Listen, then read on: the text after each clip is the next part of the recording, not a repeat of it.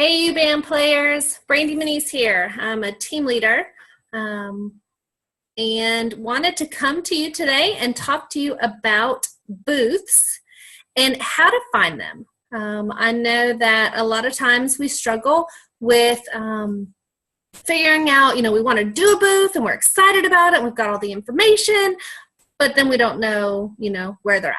And I know there's going to be some more training on the difference between big booths and small booths. Mostly what I'm going to show you is going to be some small booths, some things local to you, farmers markets, different shopping vendor events, things like that.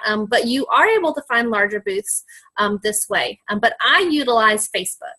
I have been able to build a significant amount of booths for my team in my area. I'm in the Savannah, Georgia area. And right now, in April, me and two of my local girls did 3 booths each just in the month of April. And there were some others that were available that we just couldn't do because, we didn't want to do one every weekend, whatever the reason may be. But there can be a lot of booths in your area that you just may not know about because you're not looking in the right places. So I'm going to show you what's worked for me. There may be, some other tactics out there. But this is what I have done and I continue to do. And usually I do this on my phone. And I do it at night when, right before I'm getting ready to go to bed, I'll spend a little bit of time, or just kind of, my kids are down for a nap and I just want some time to sit and relax and not really, be working the business as much or, cleaning the house, just kind of my rest time. I'll pull my phone out and do this. So I'm going to share my screen and show you what I do. Give me just 1 second. Okay, let's see. Here we are in Facebook, and it'll take a minute for it to pop over there.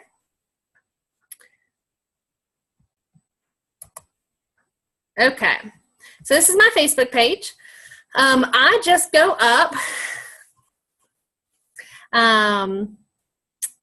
go over to events. I make sure I'm on my home screen, and then I go over to events.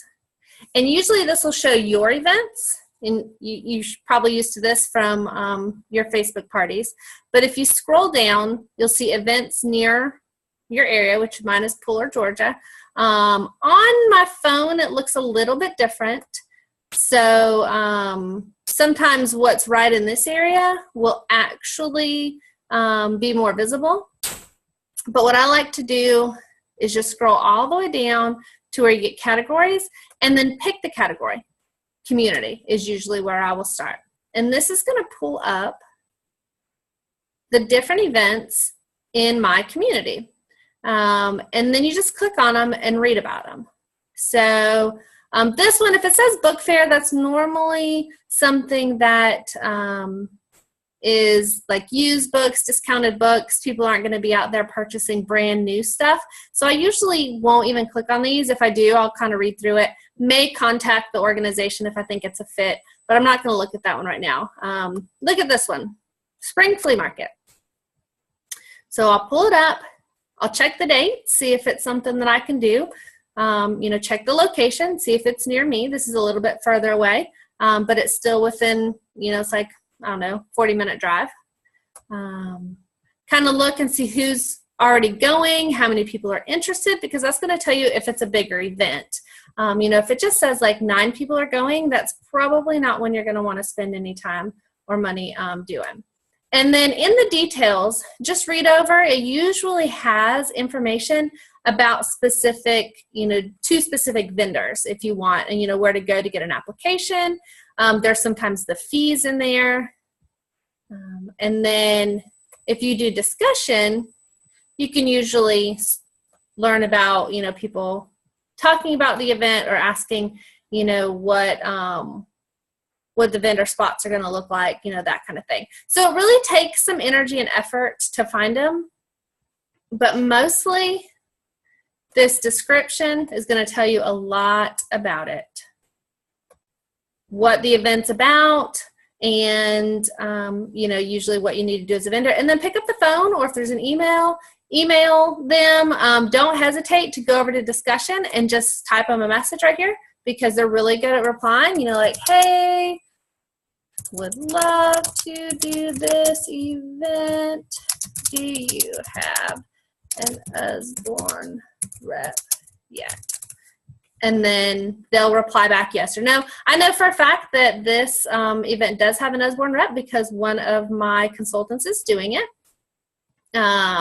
So then I'll just go back out of there. Oop, did it clear me all the way out?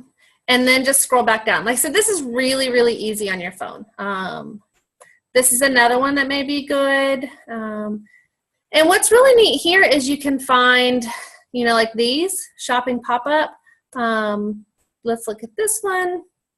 This one may not be the most ideal event, maybe a good starter event, or if, you know, the hours aren't very long, you know, because right now there's only 14 people going, 32 interested, you know, that's kind of stuff that I look at. And then you always, like I said, want to make sure to see if they have an Usborne rep, and make sure they didn't have one last year. So this is one way to do it. Another way is to go under groups and then just search. Usually, it's like I said, I do this on my phone, so it's a little bit different. But you can just search vendor, and it's going to pull up different groups in your area. Like this is a group in my area with just vendors, and they post vendor events. Savannah vendor group, prestigious vendors. So this is where people like you and I that are in direct sales, or maybe have a craft, you know, something where we're looking for events, we post and we share the different events on these pages. So then you can just scroll through those and see what's been posted. So I'm a part of this group. I get a lot of my events from this group as well. So as things come up, like this one's a Cinco de Mayo car and bike show. May or may not be something that would be good. Vendors are welcome. So you just got to pick up the phone and call at that point, or email, you know, comment, ask questions. You just really have to get out there. This is one that I looked into and I'm still debating on doing because it's in September, so I've got a little bit of time. It's going to be a bigger event. And then that's when you take fees into consideration. This one right here that I looked at is $150. I don't know much about it, and I haven't gotten all the information yet. So that's why I'm kind of on the fence. Like, should I do it? You know, how many people is it going to bring in? You know, it's geared towards women, which is great. Not saying that men don't buy our books, but, you know, there is more females that come. You know, business-minded women, so they know the importance of education. So I just have to keep, you know, thinking of all the different reasons why I would spend that much money. A lot of these women are already in business, so they may not be looking for another opportunity. But then again, they are, you know, business-minded women, so they could see what Usborne has to offer and think, oh, this might be something I could do on the side. So it could be, you know, a recruiting tool. And then bookings, you get a room full of women who smart, they want a deal, you know, they may book a party. So those are all the different things to think about as you're looking for events. But like I said, to find events, there are so many ways on Facebook. The other way is connecting with other vendors. When you do an event, don't just sit at your booth. Let me scroll back over here. Don't just sit at your booth and wait for customers to come up. You know, talk to the vendors next to you. Get there early, set up early, which I know we're going to go over all of this stuff. But go and introduce yourself to the other vendors. Get their business card, friend them on Facebook, like their business page. You want to stay in communication with other vendors in your area so that, when something comes up, they think of you. They think, oh, there was that girl at Usborne. There's not going to be an Usborne booth at this event, so let me contact her. I've made really good friends with a girl who does Young Living, and every time she finds an event, she sends it to me. Every time I find an event, I share it with her. And she actually sends me more than I send her, which is really awesome because now I'm not doing as much searching on the internet and through Facebook as I am just talking to the other vendors, and when they get something, they let me know. There are other websites out there that you can use. Some of them you have to pay a membership for to get full access. Some of them you don't have to pay to get a little bit of information, but then you have to, open up another tab or go do some more research on the internet to find the details of that, if you have the name of the event or something like that.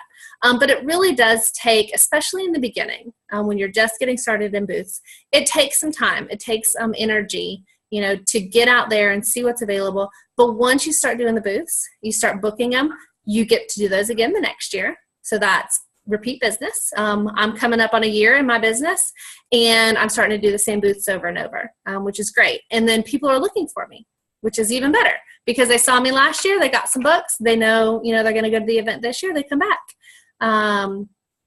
But time, energy is needed, but you can find some really great stuff.